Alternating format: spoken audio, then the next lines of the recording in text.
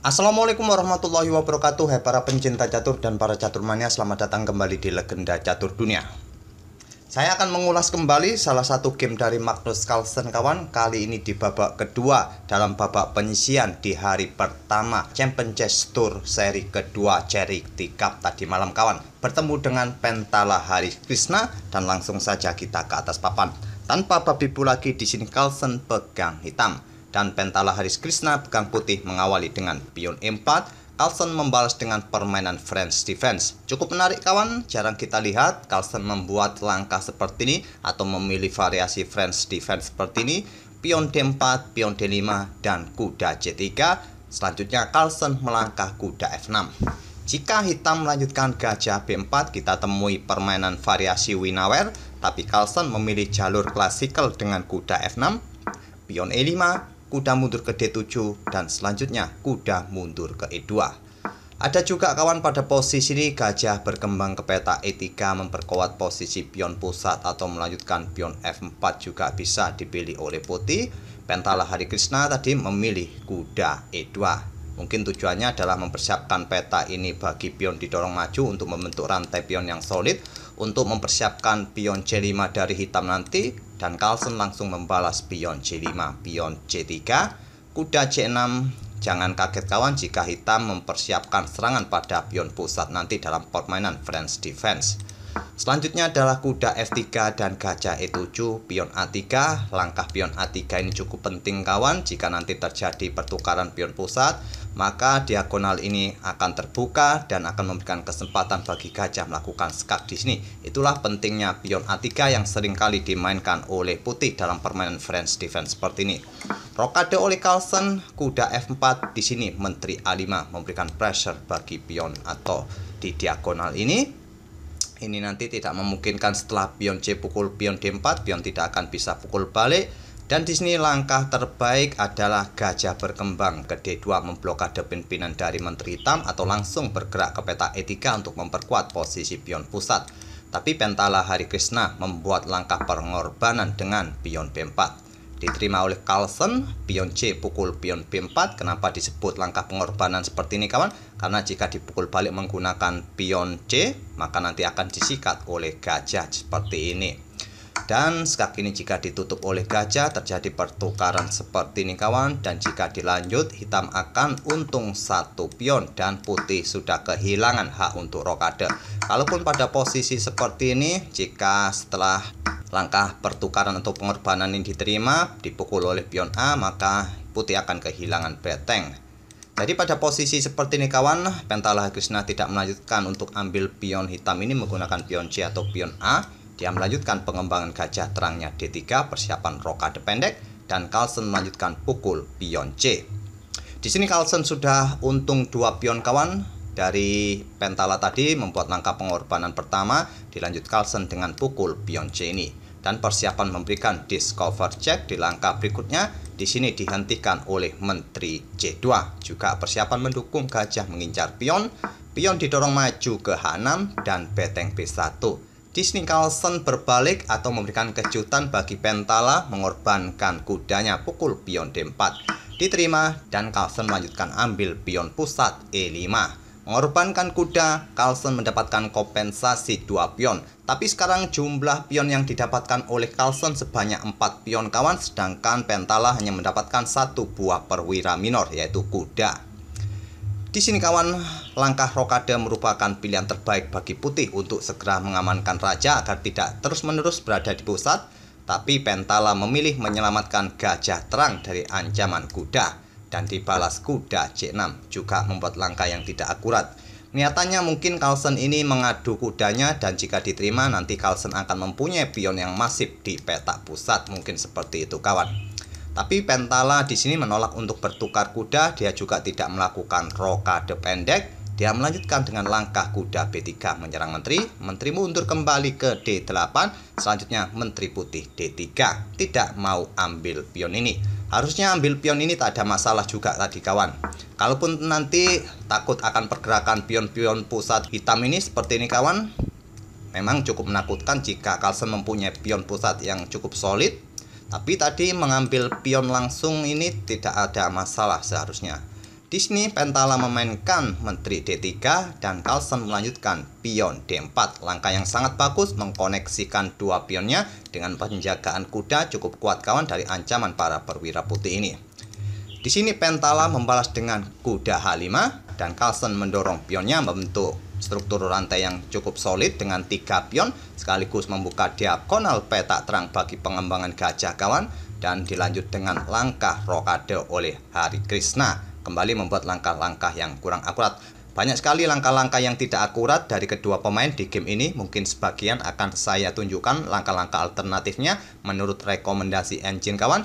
Di sini tadi kawan putih seharusnya mempunyai kesempatan untuk menyerang balik, memberikan counter attack dengan langkah pengorbanan pukul pion H6 ini. Jika diterima, menteri nanti akan bisa bergerak ke petak G3 melakukan skak, harus ditutup, kalau tidak adalah langkah skakmat di petak G7 dengan dukungan kuda. Gajah menutupnya di petak G5 diserang dengan pion, dan di sini kalian mungkin akan melangkah gajah ke petak F5 untuk memberikan blokade lebih pada petak G6 nanti kawan. Setelah pion pukul pion, kalau dipukul menggunakan menteri menantang pertukaran seperti ini, kuda bisa melakukan skak di sini kawan. Raja tidak bisa bergeser ke peta ini, nanti dia kena posisi pin dan menterinya nanti akan tewas. Jadi bergerak naik ke petak G7, kalian bisa melakukan skak kembali di sini. Jika kembali ke sini kawan, kalian bisa melakukan skak bolak-balik di sini. Dan jika setelah kuda kembali melakukan skak raja maju, nanti gajah bisa bergerak ke peta ini kawan. Petak D3 menantang pertukaran gajah. Jika diblokade oleh pion, kuda kembali bisa melakukan skak di sini. Raja akan mundur ke petak G7 kembali. Kalian bisa melakukan skak lagi di sini, barulah raja berani untuk bergeser ke petak terang. Di sini kalian bisa menukarkan menteri seperti ini kawan, dan kalian bisa melakukan open skak lagi di sini, dan raja akan naik kembali. Di sini kalian bisa sikat pion ini menggunakan kuda ataupun menggunakan gajah. Oke, di posisi seperti ini tadi, Hari Krishna tidak berani untuk melakukan pertukaran atau pengorbanan, maksud saya dengan pukul pion H6. Dia mengamankan rajanya rokade, dibalas Carlsen mengusir kuda dengan pion G6, dan putih sudah tidak mempunyai kesempatan pukul pion H6 lagi kawan. Sekarang pion F4 ingin memecah rantai pion hitam dan diterima oleh Carlsen, dipukul balik menggunakan gajah dengan tempo pengembangan. Selanjutnya pion H4 mengusir kuda, kuda lari ke E4, selanjutnya gajah F5 mengepin kuda. Di sini pion G4 untuk mengusir gajah, tapi bisa dipukul menggunakan N-pasen, dipukul balik menggunakan gajah agar terbuka lajur F untuk mengincar gajah ini jika diperlukan melakukan pengorbanan.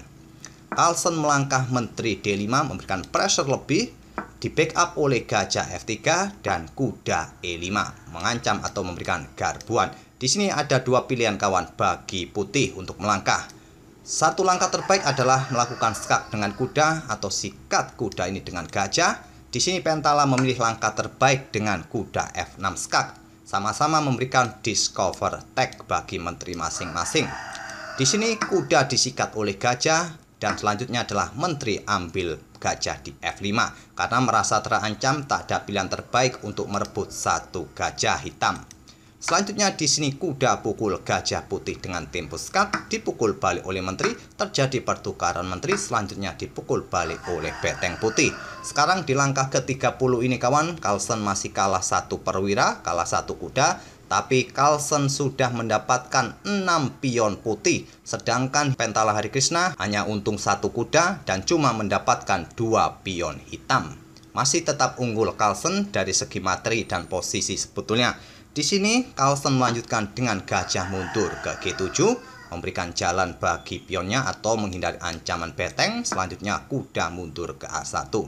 Beteng F ke E8, raja mulai bergerak. Di sini beteng bergeser ke D8 untuk mendukung pionnya dan dihadang oleh beteng D1. Pion B5 oleh Carlsen dan kuda C2. Sekarang gantian pion A5 dan kuda, maksud saya gajah F2 untuk memberikan 3 kali tekanan bagi pion hitam ini kawan. Dan pion ini rasanya sulit untuk di backup lagi.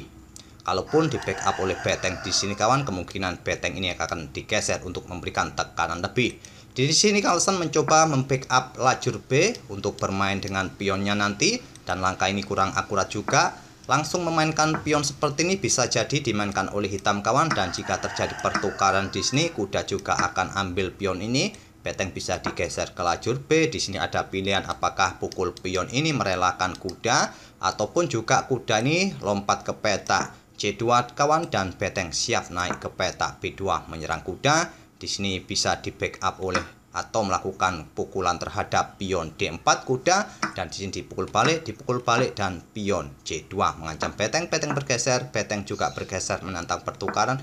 Gajah dikorbankan di sini bisa jadi, atau beteng nanti juga bisa memberikan tekanan lebih pada gajah ini dan seterusnya kawan.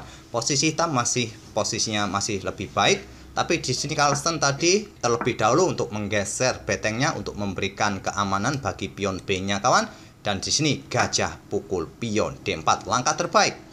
Pion B4, pion A pukul pion B4, dipukul balik. Selanjutnya adalah gajah pukul gajah, dipukul balik oleh raja. Carlsen masih kalah 1 perwira, tapi Carlsen unggul 3 pion. Selanjutnya kuda mundur ke A1, langkah blunder. Langkah terbaik adalah beteng bergeser ke B1, tapi kuda dipilih oleh Pentala Hari Krishna ke A1. Selanjutnya beteng A8. Langkah atau respon yang kurang bagus dari Carlsen, mengingat waktu Carlsen hanya tinggal 30 detikan tadi kawan. Pada posisi seperti ini, langkah beteng E bergeser ke petak D8 merupakan pilihan terbaik untuk menantang pertukaran beteng kawan, agar terjadi kesederhanaan permainan atau bidak-bidak di atas papan. Jika pertukaran beteng ditolak, nanti beteng hitam nanti bisa naik ke petak D2 kawan.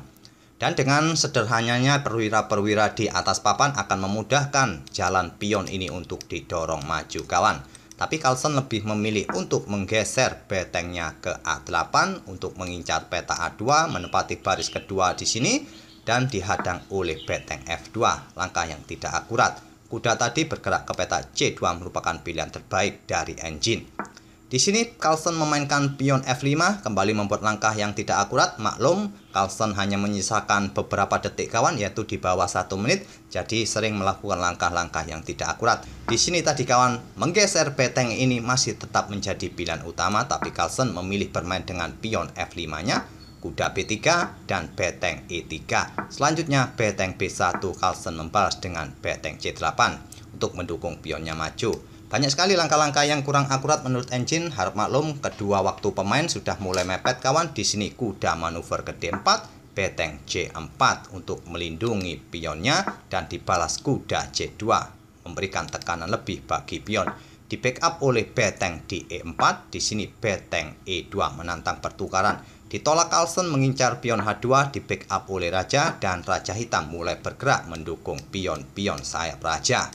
Di sini pion H3 dan raja bergerak ke G5, dibalas raja menghindar ke H2. Di sini raja mundur ke F6 untuk menghindari ancaman skak mungkin dan memberikan jalan bagi pionnya maju.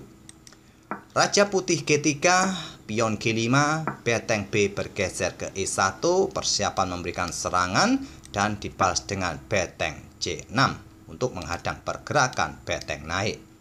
Beteng bergeser ke B1 kembali mengincar pion. Pion di backup oleh beteng B6. Di sini beteng putih naik ke B3 menghentikan laju pion. Selanjutnya adalah raja bergerak ke G6. Beteng naik ke E8 mencoba menusuk dari belakang kawan, dibalas beteng D6.